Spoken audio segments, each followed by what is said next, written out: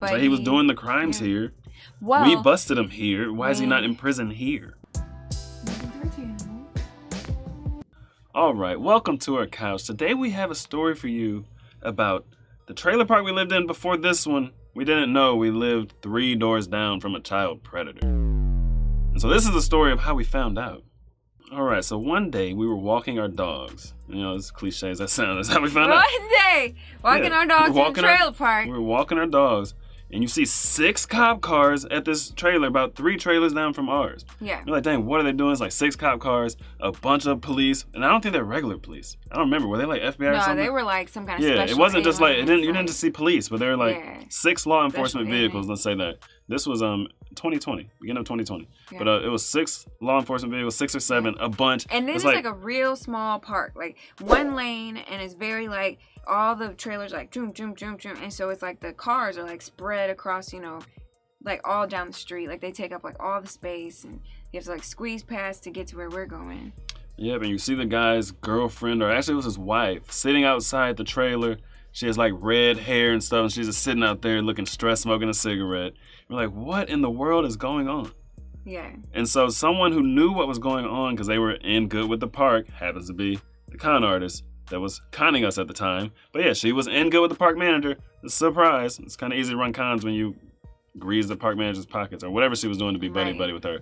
But she got the information from the park manager that this guy was a child predator, and he was being arrested for having videos of children that you are not supposed to have, very explicit videos. You know, that kind of thing. And we're like, really? I don't know. Yeah, whatever. Sure. You can't trust her, you know what I mean? So then you look it up. Mm-hmm. And like she finds the articles online. That's exactly what this guy was being arrested for. He got charged with 20 counts. We have it pulled up right here. 20 counts of possession of child videos, if you will. Yep. And the investigation had started back like a year before this. So a year before he gets arrested, he's already being investigated, you know, that entire time. And then the actual crimes allegedly took place, you know, before that or like during that time. And so this had been going on for a while. Okay, y'all. So according to police reports, Alexander Hunt was born in the United Kingdom.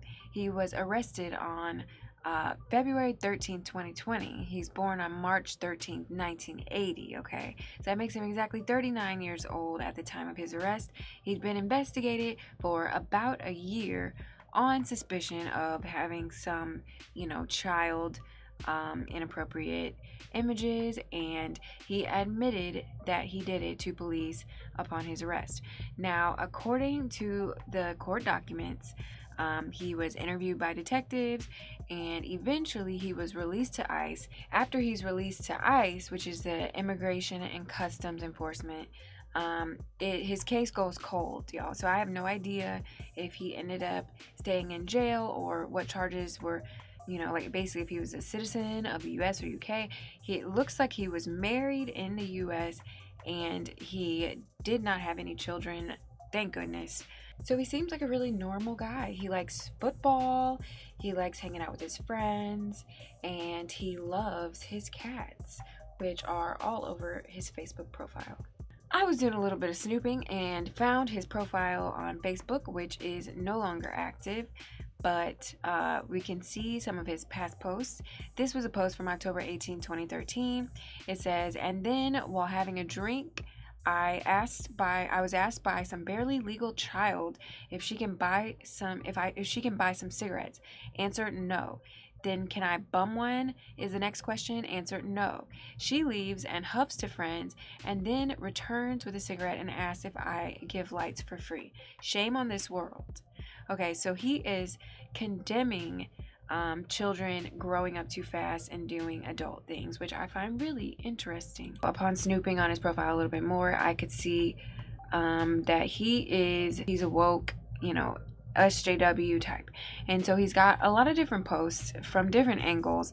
These posts, by the way, are coming from thanks to being liberal and thanks to Occupy Democrats. Stand Your Ground is like a bottle of bleach. It works great for whites but can ruin colors, which is a really interesting analogy, but I'll let you put that together yourself. Okay, so he's like subbing Trevor Noah.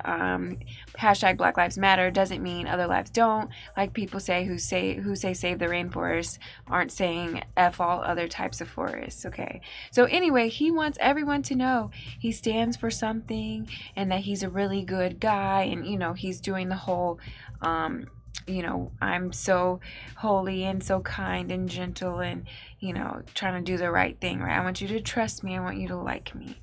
Then when we look at his pictures, he's got a lot of cats. It looks like he's an animal lover. Nothing too alarming. He seems like a decent guy. He seems like a nice person. But then you get posts like this. This is a picture of Bad Baby. If you don't know Bad Baby, she got famous from an episode of Dr. Phil where she was basically like a little teenager acting really ghetto, and somehow she went viral. Now she's really rich and famous for being like ghetto and whatever. But it says, "Want to see me nude? Look in the comments." And that was before Bad Baby was 18. Right. She's probably barely 18 now. But he thought, he was being funny. And then his own reply in his comments is a picture of Chris Hansen, who everybody knows from, To Catch a Predator, saying, "Hi, I'm Chris Hansen from Dateline NBC. Why don't you take a seat over there?" Right? And everybody knows, like, when Chris Hansen, like, when they catch a predator, they set him up by Chris Hansen walking in the room, and the police haven't arrived yet, kind of getting the person to sit down and talk to him. And it's like he literally thought he was so slick. Right. He's joking about that kind of stuff on social media. On social media. That is insane. And the post only has 2 likes, one of the likes being himself. You know what I mean? People don't think this kind of thing is funny. Right. Because it's not. He literally posted it, liked it, and commented on his own post. Like, that's He's that kind of creep.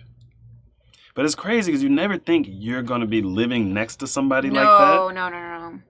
You never think that, but then when you see statistics, the only statistic I've seen is like 1 in 4 people have been touched on like that. I don't know what you say on YouTube, so I don't mean to say stupid stuff. I don't know what I can say. So try to talk around things. But you see 1 in 4, so it's like we all live around somebody like that. But it's like most people will never be caught, so you don't know. You don't know. Just 3 doors down, you might be living next to a child predator. Right. And the crazy thing is, we had a neighbor. Remember that little boy? Like, there was kids living on that street. There was kids everywhere in that park. It was a family park. It wasn't a 55-plus park. Super compact and tight. Like, you would think you could hear your neighbor's argument, like, because they were just so close together. You would think it would sound like the next room over. Yeah, it's crazy. And think about family parks. Okay, trailer parks are typically, like, lower income, like these family parks and stuff. So you get a lot of single parent things and stuff like that. And parents are at work. So a lot of times you see kids out by themselves. And when I say kids, I mean like 5, 6, 7. That's not uncommon to see like a 5, 6, or 7-year-old riding their bikes by themselves or with like 2 or 3 other kids. We've even seen them driving ATVs by themselves around the park. They did like laps. They just did like laps around, like by themselves, no parents in sight.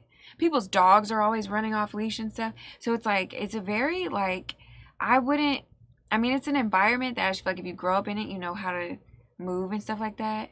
But yeah, but how are you 7 years old and you know how to move around child predators? Right. Right. That's something that, Right. It's like, how would you even avoid that? It's luck of the draw at that point. If your parents just let you out around the trailer park by yourself like that, then... Right. Who's protecting you? And so it ended up the guy got released into ICE custody because apparently he was a citizen of the UK that had married somebody in the US. So I don't know if he had US citizenship, but he got deported. Right. So I'm assuming he is back in the UK now. Hopefully in prison. Hopefully they get off on the technicality. But the UK has different laws. Like that stuff's just not public record like it is here. Yeah. Yeah, it's completely different. Even just like looking up a prisoner here, it's like you can a lot of times find them. Like the information's public, cases are public, but there it's like they have to request to share their information with you. So it went cold. I can't find any. So we don't even know if he's still in prison or not. We don't even know. And I don't get why he got deported. Like why wouldn't he just do prison time here? I don't know. But like he was doing the crimes here. Well, we busted him here. Why is he not in prison here? When you look up his record, the 20 counts are like the main charge, and then he has a out of county first-degree felony charge, and it's like locked. Like you can't see the information, you can't see the case report. Because UK stuff. I think because it's dealing with children. We can reasonably assume he's still in prison, Or in jail at least, because he's not active on his social medias at all. And he was active. Right, he was. And he was bold. Okay, well, that's good that he's still presumably in custody somewhere. Because he needs to be locked away. But the thing is, people like this end up getting like 5 to 7 years. Right. 10 years tops. Right. I mean, he has a lot of counts, so maybe he'll actually do like a lot of time, which he should. Right. But it's like a lot of times people who victimize children don't get that much time.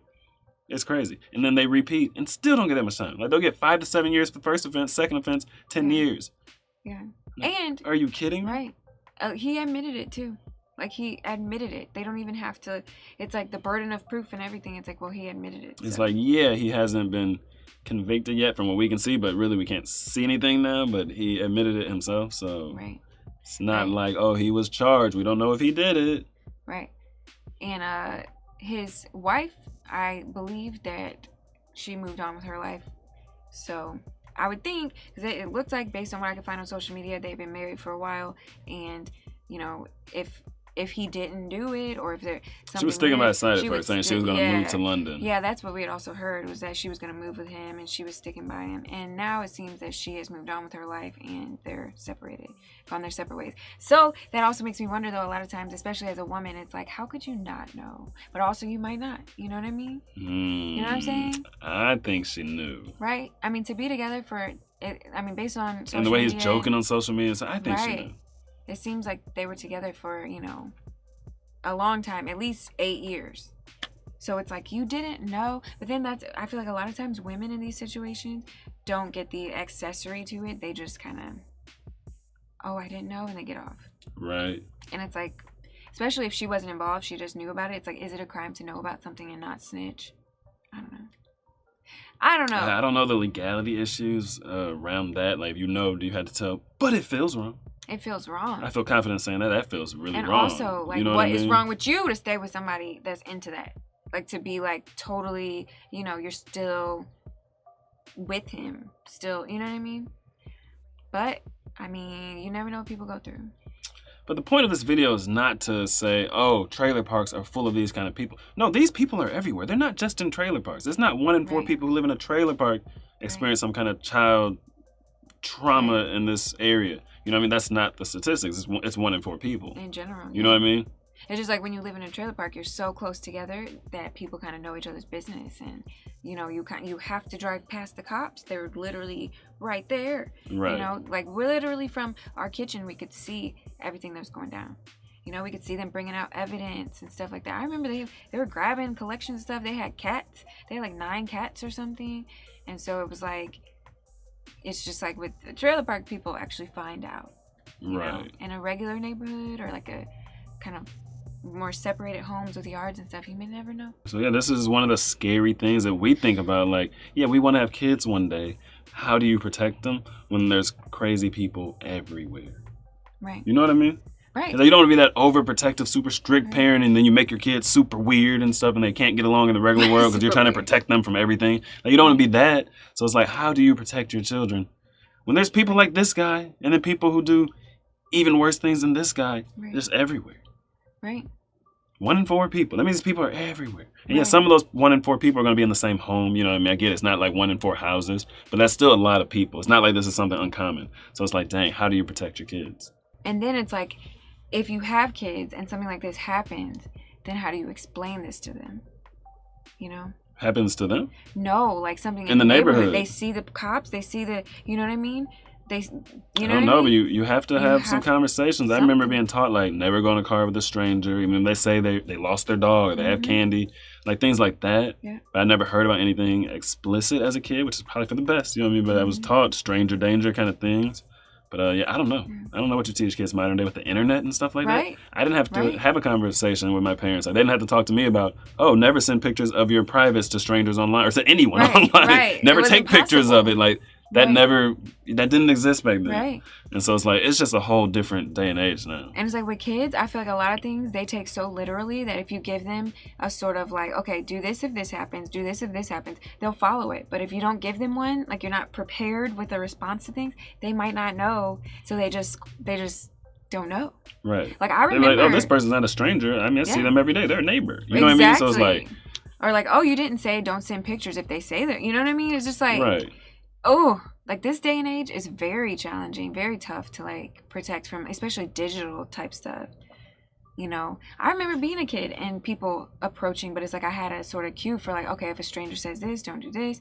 And so, you know, nothing ever happened. So it's like, man, but I hate to see it because it's like, dang, we were like 50 feet away, living 50 feet away. I mean, it sucks to see it because it makes it that much more real. It's like it does actually happen. But just because you didn't see it doesn't mean it doesn't exist. And maybe seeing it helps you become more aware, and maybe you'll protect your children more or move more carefully. You know what I mean?